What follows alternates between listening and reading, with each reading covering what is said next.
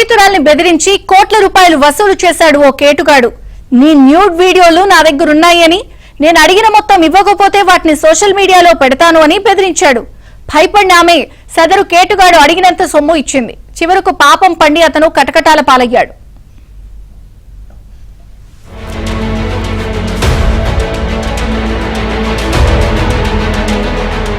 అమాయకుల్ని అడ్డంగా మోసగించడంలో ఇదో కేసుగా చూడాలి. కష్టపడకుండా జనాన్ని బెదిరించి వసూలు చేయడంలో ఇదో టెక్నిక్ గా పరిగణించాలి. మహిళలకుండే భయాలు, చుట్టూ జరుగుతున్న అంశాలపై వారికి అవగాహన లేమిని ఆసరాగా తీసుకుని చేస్తున్న దోపిడీకి దీన్నొక ఉదాహరణగా పరిగణించాలి.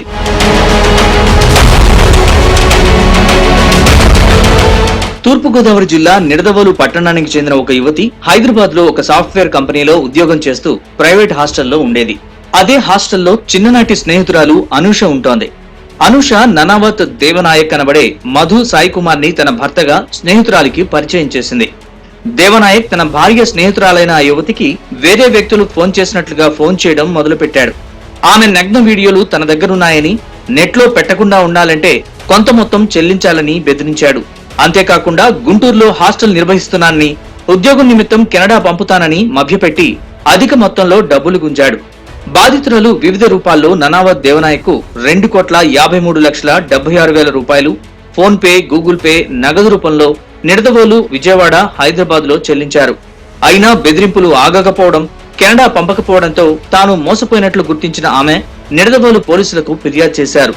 నిడదవోలు పోలీసులు దేవనాయక్ ను అరెస్ట్ చేసి అతని వద్ద నుంచి 1,81,45,000 రూపాయల విలువైన స్థిర చరాస్తుల్ని సీజ్ చేశారు.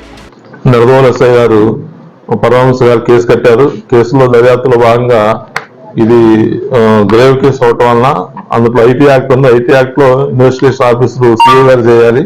సిఐ గారు ఫోన్ ట్రాక్ అంతా తీసుకొని అతన్ని చిన్నకాకం దగ్గర అరెస్ట్ చేశారు.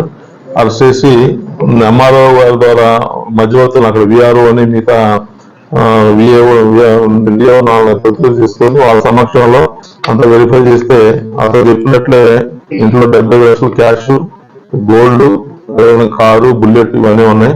ఎన్ని డబ్బులిచ్చినా మధు బెదిరింపులు, వసూళ్లు ఆగకపోవడంతో విసుగు చెందిన ఆ యువతి పోలీసుల్ని ఆశ్రయించింది.